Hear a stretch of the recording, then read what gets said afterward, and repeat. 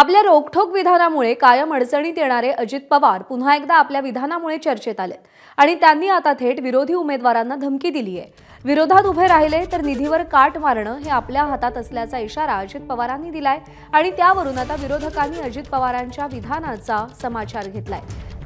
दादागिरी, गुंडगिरी आणि पैशांचा वापर करून 100 नगरसेवक बिनविरोध निवडून आणल्याचा आरोप विजय वडेट्टीवारांनी केलाय। तर अजित पवार मतांसाठी धमकी देत असतील तर निवडणूक आयोग काय करतोय असा सवाल अंबादास दानवेंनी विचारलाय।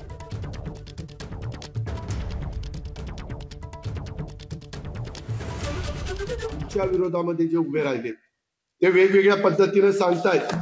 ते काही पण सांगतील, काही जण म्हणतील आम्ही निवडून आल्यावर दादाला जाऊन मिळणार, आला काही अर्थ नाही। एकदा पॅनल म्हणजे पॅनल, काही बंडखोरी करून अपक्ष उभे राहिले, म्हणतात आम्ही अजित दादाचेच कार्यकर्ते। अरे मग दादाचेच कार्यकर्ते होता तर दादाच्याच विरोधात बंडखोरी का केली? त्याचं उत्तर तुम्ही काही देऊ शकत नाही। आणि निवडून आल्यावर दादाला पाठिंबा देणार, दादाला पाठिंबा तर 1 लाख लोकांच्या पेक्षा जास्त मतदारांनी ऑलरेडी दिलेला आहे। हे जे काही बाकीचे सांगतात, उद्याच्याला ते निवडून आले आणि त्यांना वर्ण निधी नाही मिळाला, ते काय करणार आहे? अरे आम्हाला निधीच नाही, मग कुणी सांगितलं होतं उभं राहायला?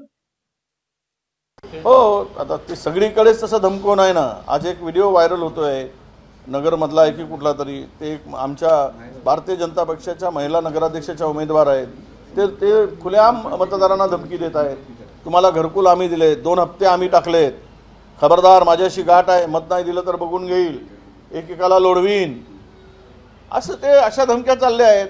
निधी आता त्यांच्या हातात आहे, ते धमकी देतात। मुख्यमंत्री यांच्या भारतीय जनता पक्षाचा आहे म्हणून हे सगळी खालचे लोक सगळे धमक्या देतात। सगळं धमक्या देणंच सुरू आहे। निधी देणार नाही, विकास होणार नाही, पैसे तुम्ही बघून घेऊ।